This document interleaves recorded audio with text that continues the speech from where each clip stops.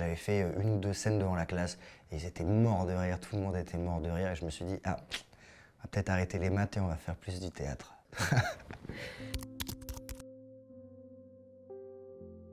Je m'appelle Charlie Boutelli, j'ai 27 ans et je vais vous parler de mon histoire, de mon tout premier cours de théâtre à la comédie musicale de Mathieu Kassovitz, La Haine. C'est l'histoire d'un jeune homme qui a envie de faire du cinéma, qui sent que c'est sa passion depuis qu'il est tout petit et qui n'a jamais lâché et qui a réussi à en faire son métier. Un élève pas très concentré à l'école, qui avait envie de faire autre chose et qui a suivi beaucoup de cours de théâtre, qui a fait beaucoup de casting, qui a fait beaucoup de projets et là qui a décroché un très beau rôle dans une très belle comédie musicale. Un film d'auteur, mais pas aussi ennuyeux que peuvent l'être les films d'auteur. Donc un film de la vie en fait, quelque chose d'assez universel où beaucoup de gens peuvent se reconnaître, se retrouver. Quelque chose qui peut inspirer parce que ça a à voir avec le fait de jamais lâcher, de toujours croire en ses rêves. Quand on a envie de faire quelque chose, il faut y aller, vraiment, il faut essayer de tout mettre en œuvre pour le faire. Donc un film d'aventure aussi, je pense. Depuis toujours, je crois que je l'ai toujours eu à l'intérieur. Mon entourage m'a aussi initié très tôt au cinéma, à la musique, par exemple à Frank Sinatra qui baignait un peu dans cet univers aussi de chant, de mafia, de musique, de cinéma. Donc il y avait toute une ambiance où j'ai eu très tôt envie de jouer en fait les personnages que je voyais. Ce qui est impossible à faire, donc je me suis dit faisons du cinéma, ça va être quelque chose qui va pouvoir me permettre de le faire. J'ai commencé à prendre des cours de théâtre. J'ai adoré et je trouvais que je me sentais vraiment beaucoup plus exister quand je faisais du théâtre, quand je faisais du cinéma, que dans la vie en général. Même si je suis très heureux et tout va bien. Mais je trouve que le cinéma, le fait de jouer ou de chanter, ça apporte tellement de choses. Ça apporte une sorte de connexion avec soi-même où en fait on peut énormément se livrer, je trouve. Et beaucoup de gens peuvent être timides et en fait le seul moyen de dire qui on est, de s'exprimer, ça peut être par cet intermédiaire-là. Mais en fait, notre corps est l'instrument quand on est comédien et on peut véhiculer tellement d'émotions, tellement de choses sans parler aussi. Juste avec un regard, un sourire, un silence. Tout ça, je trouve que c'est comme un exutoire en fait. La première fois qu'on joue devant un public, il y a un public de 30, 40 personnes, mais quand t'es petit, c'est un truc de fou, t'as la boule au ventre, c'est énorme. Et en fait, je me souviens de cette sensation de plaisir de faire rire les gens, d'avoir des bons retours à la fin. En fait, on a envie de plaire quand on est petit. Après, je pense qu'on a envie d'interpréter au mieux le rôle qu'on a à défendre, mais quand on est petit, on veut séduire quelque part, on veut plaire au public et tout ça. Et en fait, d'être sur scène, on est hors du temps et tu ressens que ça marche, qu'il se passe quelque chose avec le public. Et ce que tu fais, c'est drôle, ça plaît. Je me souviens avoir joué Les Fourberies de Scapin à l'école de Molière. Et j'étais, je sais pas, en 5e, 6e, 5e, et j'avais fait une ou deux scènes devant la classe. Et ils étaient morts de rire, tout le monde était mort de rire. Et je me suis dit, ah, on va peut-être arrêter les maths et on va faire plus du théâtre.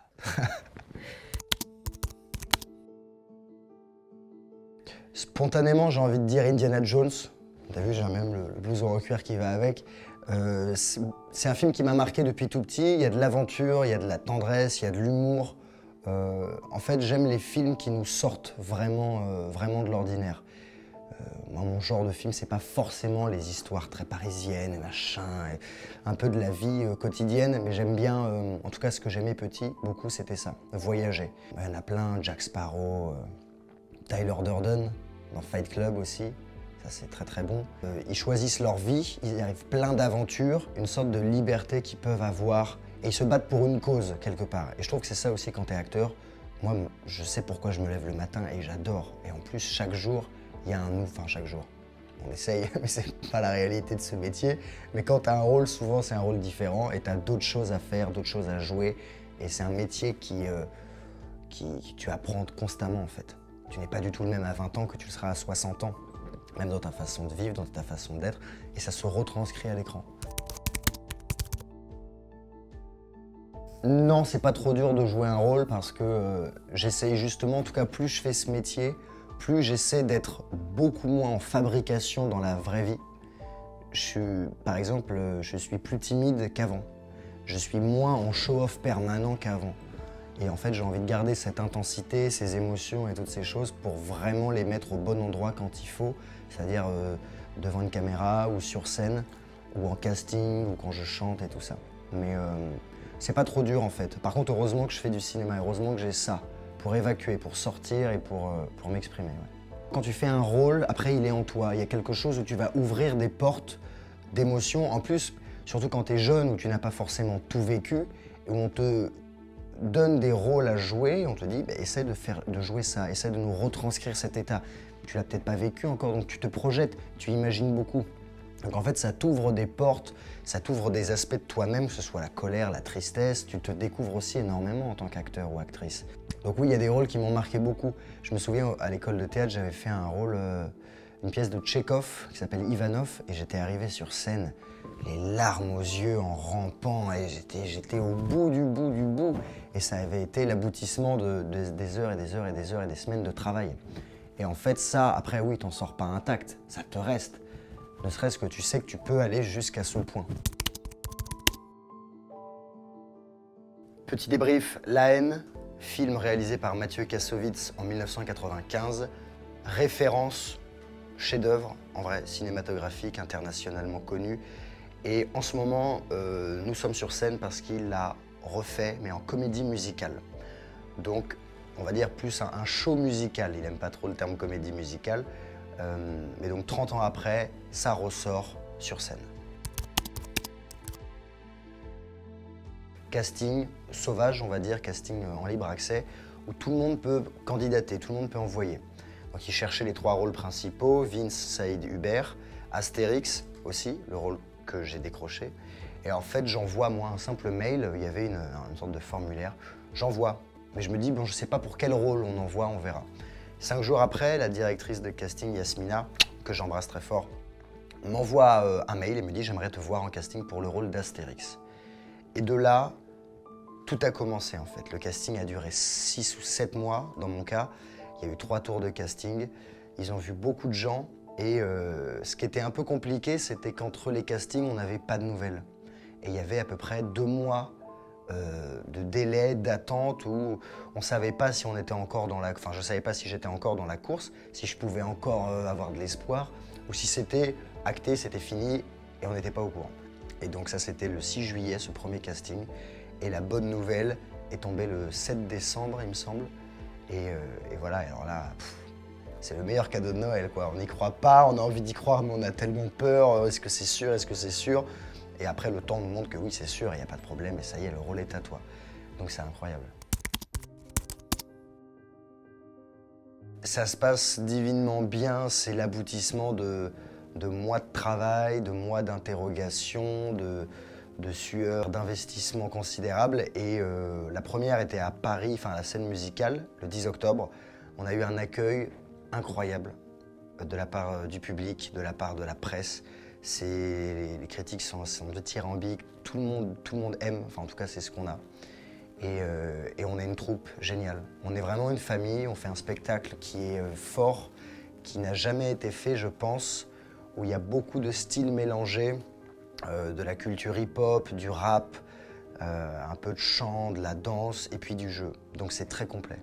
Moi je trouve qu'elle fonctionne très bien, parce qu'en fait déjà le film de base est monté de sorte, en fait il y a plein de petits tableaux, donc il y a plein de scènes les unes après les autres, ce qui fait qu'on peut les retranscrire sur scène. Puis on a des moyens considérables, techniques, que ce soit le son, que ce soit les écrans, que ce soit la scénographie, les décors. Donc en fait, en un claquement de doigts, on est plongé dans la scène, dans une autre scène, dans un nouveau décor. Donc ça marche. En fait, ça marche, c'est très très fluide. C'est très fluide et on ne voit pas le temps passer en fait. Pas grand-chose en commun, hein, je vous rassure, parce que mon personnage dans La haine prend des substances, il est complètement fou, il n'a aucune barrière sociale, aucune limite sociale, et il gifle les gens. Donc c'est pas trop mon cas, heureusement. En tout cas, moi, ce qui me fait rêver dans ce personnage, c'est qu'il est complètement libre, complètement loufoque, et il fait ce qu'il veut quand il veut. J'adore parce que même dans le spectacle, c'est un rôle à part. Lui, c'est un personnage à part. La scène est vraiment différente, le décor est différent et il est très singulier, ce personnage. Il vient un peu de la street, mais en fait, il n'y vit plus. Il a déménagé, il est parti dans les beaux quartiers à Paris, et en gros, il est devenu complètement fou, il a vrillé. Et ça demande une énergie, ça demande de l'humour, une vivacité et d'esprit et dans le corps. Un jeu très tendu en étant à la fois très nonchalant et un peu fou, et beaucoup d'humour. Mais du coup, un côté très dangereux aussi. On se dit, est-ce qu'il va faire ce qu'on pense qu'il va faire à la fin, ou pas? Ou est-ce qu'il bluffe? Donc il faut jouer sur le doute. Je crois que ce serait Frodon Sacquet dans Le Seigneur des Anneaux, ou Aragorn dans Le Seigneur des Anneaux. Ce genre de personnage où moi j'aimerais beaucoup jouer un western aussi. Un western, tu vois, ou même par exemple un film que j'adore, Once Upon a Time in Hollywood de Tarantino. Avoir le rôle de Brad Pitt ou le rôle de DiCaprio, ce serait incroyable. Mais il y en a tellement, c'est trop dur. C'est trop dur. Mais ouais, comme ça, c'est le premier truc qui me vient à l'esprit. Parce que c'est des films qui sont déjà complètement fous, qui sont des références. Et je pense qu'à cette époque, en tout cas pour Le Seigneur des Anneaux, il n'y avait pas autant d'effets spéciaux, il n'y avait pas autant de tricherie, on va dire. Ils étaient sur le terrain, ils étaient pendant des mois et des mois et des mois à tourner dans des vrais décors, avec des épées, avec des trucs. Et en fait, c'est un peu le but de notre métier, c'est de rêver et de... Moi, je fais ce métier aussi pour vivre ces choses-là. Tu vois, j'ai fait beaucoup de courts-métrages et de films où je jouais des soldats, des militaires, et qu'en fait, le grand plaisir, c'était d'être en costume sur les lieux de combat des vrais. Et à un moment, quand la caméra est en plan large, super loin, que tu as un avion qui passe par hasard, un vieil avion dans le ciel, et que tu vois tes potes habillés, tu te dis, mais je suis à quelle époque? On est où? Qu'est-ce qu'on fait? Ça, c'est incroyable. C'est ça qui est super avec ces métiers. Un truc que tout le monde sait sur moi, que je suis rigolo, je crois, que je suis travailleur et plutôt gentil, plutôt sympa. En fait, sachant qu'on était très nombreux, je me suis dit je vais amener un accessoire. Donc j'ai ramené un pistolet, un vrai flingue, au casting, au premier tour du casting de la haine, mais qui ne marchait plus, heureusement. Et tous mes potes m'ont dit non, fais pas ça, c'est une mauvaise idée, tu vas faire peur. Ma maman, non, fais pas ça, c'est une mauvaise idée. Mais en fait, je sais pas comment t'expliquer, mais je sentais qu'il fallait que je le fasse. Et j'arrive au casting, et je pose le truc, et je leur dis n'ayez pas peur, il marche plus, hein, mais c'est un vrai, le poids et tout. Et ils ont adoré. La Dircast a adoré. Après, l'acteur qui me donnait la réplique, je lui ai mis des vrais baffes et tout pour la scène, en lui demandant avant. Hein. Mais en fait, j'ai voulu y aller à fond parce qu'il y a eu tellement de castings où en fait, tu arrives en finale, on te dit « Ah, c'est super, hein, t'es vraiment génial, hein, mais au final, tu l'as pas. » Donc là, je me suis dit « Je veux pas avoir de regrets. Ou ça fera une bonne anecdote à raconter, ou au pire et au mieux, j'aurai le rôle. » Et là, ça fait les deux, donc c'est très cool. Ne jamais rien attendre des autres, dans le sens, on peut s'entraider, on peut se soutenir ô combien, on avance forcément à plusieurs, mais on est quand même seul, surtout dans ces métiers où la concurrence, mine de rien, est rude, où de plus en plus ça s'est démocratisé comme métier. L'image de troubadour, maintenant, elle est complètement dépassée, et tout le monde est plus ou moins attiré par ces métiers d'image et tout. Ne crois pas que les gens vont toujours te tendre la main et toujours t'aider. Voilà, compte sur toi-même. En étant toujours correct et droit avec les gens, avec les autres. Mais voilà, travaille, suis ton chemin et avance. Tout est possible, faut pas lâcher. C'est des phrases un peu bateau qu'on a entendues dans les trucs de motivation, machin, mais c'est la vérité. En fait, quand tu le sens, quand tu es animé par une passion, quand c'est viscéral, il faut tout faire pour y arriver. Il faut jamais lâcher. Moi, tu vois, je suis sorti de mon école de théâtre et je suis sorti il y a peut-être 5 ans. Et pendant 5 ans, j'ai fait une cinquantaine de courts-métrages. J'ai fait une série qui s'appelle Résistance. J'ai joué dans Novembre de Cédric Jiménez, où je faisais un rescapé des attentats de Paris. J'ai fait beaucoup de choses qui, en fait, ont eu un certain succès, mais qui n'ont peut-être pas eu tout de suite le succès. Ah, ça y est, il a percé et tout. Mais il faut pas lâcher parce qu'en fait, tu rencontres des gens. Ça te donne des images, ça te donne des rencontres et tu avances. Ça te donne aussi en confiance en toi parce que tu travailles, t'apprends à te placer devant une caméra, à jouer, à sortir tes émotions. Donc ça te nourrit énormément. Et en fait, ça suit son cours. Et tu vois, je te disais que j'ai ramené ce pistolet au casting de la haine. Il y a 5 ans, il y a 4 ans, je l'aurais peut-être pas amené en fait parce que je me serais dit non, c'est trop. Mais la vie, l'expérience qui te modèle fait que t'as envie d'aller plus loin. La haine qu'on joue, c'est un aboutissement incroyable. Quand tu te lèves le matin pour faire ce projet, avec cette équipe, c'est incroyable, c'est un cadeau. Et ça, j'en ai conscience. Je ne l'ai pas volé, je sais que je mérite, entre guillemets, ce rôle, mais je sais la chance que j'ai et le cadeau tous les matins. Et à chaque fois que je monte sur scène, je me dis, mais réalise où tu es quand même, profite parce que c'est fou, c'est fou.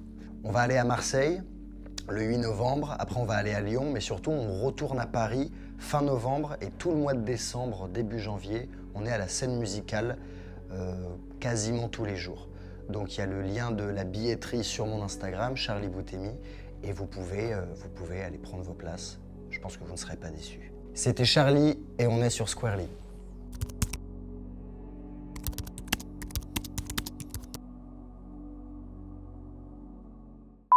Si tu veux, c'est vraiment parce que tu me le demandes. Moi, mais je vais te le dire et je vais être franc. En fait, j'ai marché beaucoup. Je suis allé jusqu'à Trocadéro. Là, il y avait la Tour Eiffel. Après, j'ai marché. Les Champs-Élysées, Jodassin, la chanson, tu la connais aussi. L'Arc de Triomphe. Et je suis venu ici, d'accord? Mais j'étais fatigué. En plus, je pensais qu'il y avait un ascenseur. Et là, j'ai dû monter les escaliers. En plus, il faisait beau. Et là, tu sais, un jour de semaine, il y a des touristes, il y a des Parisiens, ça sent les croissants, il y a du pain chaud. Et, je sais pas, j'arrive comme ça, je marche, et il y a une voiture qui passe très vite devant moi. Et bon voilà, tu connais un peu Paris, hein, tu sais, je vais pas te l'apprendre, non, parce que je sens que dans ton regard, tu connais bien aussi les choses. J'ai fait péter le petit blouson en cuir, j'ai vu que tu as regardé aussi tout à l'heure, c'est bien, j'aime bien. Je suis à l'aise. De toute façon, je suis à l'aise partout. Sans prétention, hein, on se dit tout, hein, mais voilà. J'aime bien. La tête à claque, le mec est insupportable.